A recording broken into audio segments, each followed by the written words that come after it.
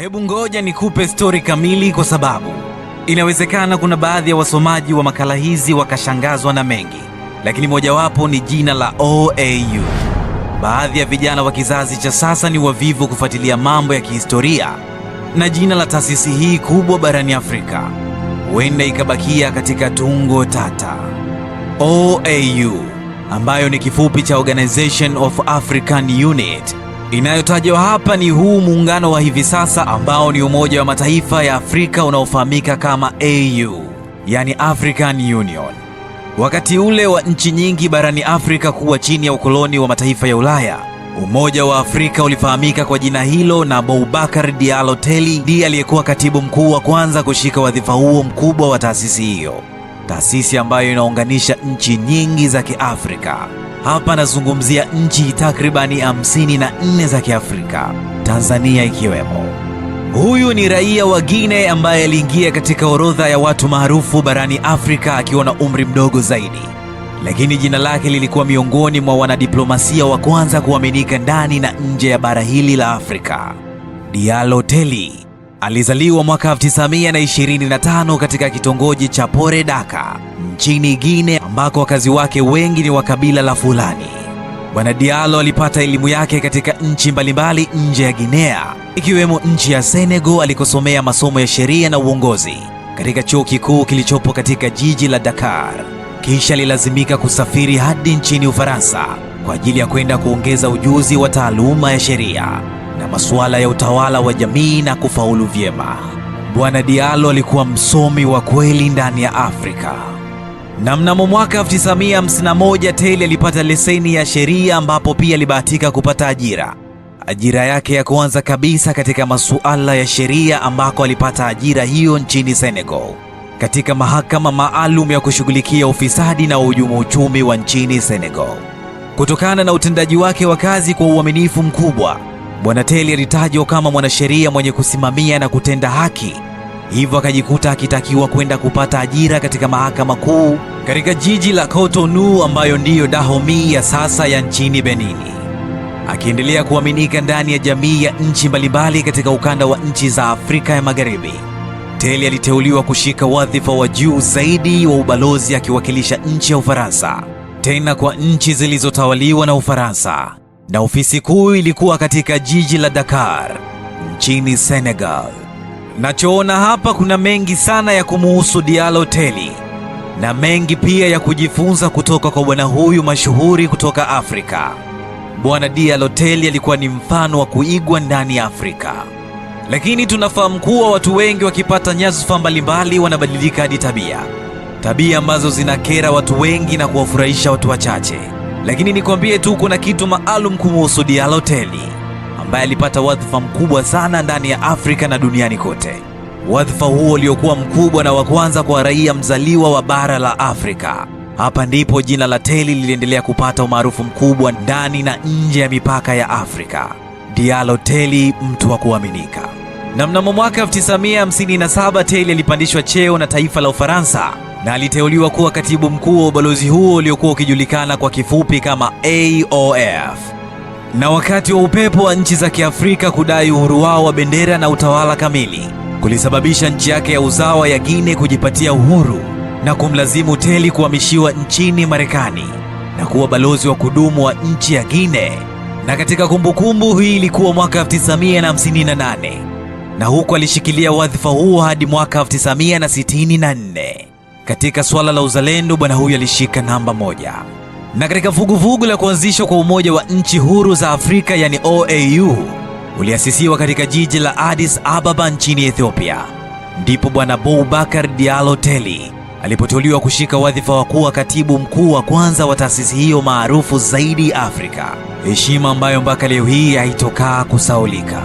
Na kwa mujibu wa Telly, alizungumzia wadhifa wake ndani ya OAU kama jukumu lililokuwa na changamoto nyingi kutokana na nchi nyingi wanachama kutofautiana katika baadhi ya masuala, likiwemo suala la itikadi ya asili ya nchi zilizozitawala. Moja ya changamoto alizowahi kukiri ni katika kutatua suala la mapigano ya wenyewe kwa wenyewe yaliyozunguka nchini Nigeria na baadhi ya nchi za Afrika. Hii ilikuwa mnamo mwaka 1968 ambapo katika kikao cha juu cha OAU kilifanyika nchini Algeria, Teli alikumbana na wajumbe waliokuwa na mitazamo tofauti ya kiuamuzi, kama ilivyo ada kwa nchi nyingi za Kiafrika kuzuzana katika maamuzi. Huyu anasema hili na yule anasema lile. Tukio lingine ni suala la Biafra kutaka itambuliwe kama nchi huru Afrika, ambapo suala hilo lilimpa shida kubwa Bwana Teli kutokana na wajumbe wa nchi za Ivory Coast, Tanzania, Zambia na Gaboni kujitokeza kulitambua taifa hilo kama taifa huru. Lakini msimamo thabiti wa Teli uliepusha mzozo baina ya nchi wanachama za wakati ule. Na mnamo mwezi Juni mwaka 1972 Teli alihitimisha majukumu yake ya ukatibu mkuu wa OAU, na nafasi yake ilikwenda moja kwa moja kwa Nzo Ekangaki ambaye ni raia wa Cameroon. Baada ya matukio mbalimbali kutokea, Bwana Teli alirudi nchini Guinea na kushika nyadhifa mbalimbali ndani ya nchi hiyo. Katika tukio lililohitimisha maisha yake duniani lilianzia katika hatua ya kukamatwa kwake, huku serikali ya Guinea ikiwa mstari wa mbele kumkamata Bwana Diallo Teli. Na hii ilikuja mara baada ya kustaafu kazi zake ndani ya nchi hiyo, akituhumiwa kushirikiana na raia wenzake wa kabila la Fulani waliopanga njama ya kutaka kuipindua serikali. Ama hakika tenda wema nenda zako. Katika kukamatwa kwake alijumuishwa pia Mamadi Keita ambaye alitajwa kuwa na uhusiano na rais wa nchi ya Guinea, na wote walipelekwa moja kwa moja katika gereza kuu la Camp Boiro. Inasemekana wakiwa gerezani humo, Teli na wenzake 5 walikumbana na mateso ya ajabu, mateso ya zaidi ya Yesu msalabani, ikiwa ni pamoja na kunyimwa chakula na kunyimwa maji na kunyimwa haki zote za mfungwa awapo gerezani. Na ilidaiwa kuwa sababu ya kifo cha Teli kilitokana na hatua yao ya kugoma kula wakishinikiza kuachiwa huru, hatua ambayo ndani ya gereza hilo kubwa ilionekana kama kumpiga teke chura, yaani unamwongezea safari. Lakini hatua hiyo ya kugomea chakula haikuwa sababu ya wao kuachiwa hadi walipoaga dunia. Waliaga dunia kutokana na mateso ya ajabu yaliyofanyika ndani ya gereza hilo, mateso ambayo leo hii ndugu yangu yapate kuyasikia kwenye bomba. Yakikufika ndiyo utajua yaliyotokea ndani ya maabusu ya gereza la Camp Boiro. Tuyaache kwa sababu hakuna ambaye ataweza kuyamudu ndani ya karne hii, lakini Bwana Teli na wenzake waliyapitia haya mpaka kifo kilipowakuta. Teli na wenzake walikutwa wakiwa wamekufa mnamo katika tarehe za mwezi wa Februari mwaka 1977, na sababu ya vifo vyao ilielezwa ni kukosa chakula na maji kwa kipindi kirefu. Kitaalamu ilikuwa inafahamika kama Black Diet. Rest in peace Boubacar Diallo Teli. Naomba kuhitimisha historia hii fupi ya Bwana Boubacar Diallo Teli, shujaa wa Afrika atakayekumbukwa vizazi na vizazi. Na huyo ndiye katibu mkuu wa kwanza wa AU aliyefia gerezani kwa kukosa chakula na maji kwa kipindi kirefu, ambapo wataalamu waliita Black Diet. Hii imeandaliwa kwako na Hebu ngoja nikupe stori kamili, kwa sababu inawezekana kuna baadhi ya wasomaji wa makala hizi wakashangazwa na mengi, lakini mojawapo ni jina la OAU. Baadhi ya vijana wa kizazi cha sasa ni wavivu kufuatilia mambo ya kihistoria, na jina la taasisi hii kubwa barani Afrika huenda ikabakia katika tungo tata. OAU, ambayo ni kifupi cha Organization of African Unity, inayotajwa hapa ni huu muungano wa hivi sasa ambao ni Umoja wa Mataifa ya Afrika unaofahamika kama AU, yani African Union.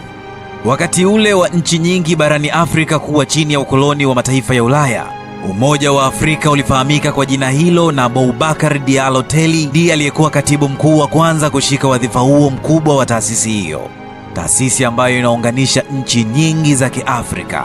Hapa nazungumzia nchi takribani 54 za Kiafrika, Tanzania ikiwemo. Huyu ni raia wa Guinea ambaye aliingia katika orodha ya watu maarufu barani Afrika akiwa na umri mdogo zaidi, lakini jina lake lilikuwa miongoni mwa wanadiplomasia wa kwanza kuaminika ndani na nje ya bara hili la Afrika. Diallo Teli alizaliwa mwaka 1925 katika kitongoji cha Pore Daka nchini Guinea, ambako wakazi wake wengi ni wa kabila la Fulani.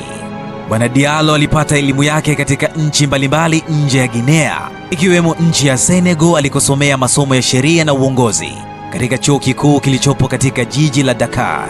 Kisha alilazimika kusafiri hadi nchini Ufaransa kwa ajili ya kwenda kuongeza ujuzi wa taaluma ya sheria na masuala ya utawala wa jamii na kufaulu vyema.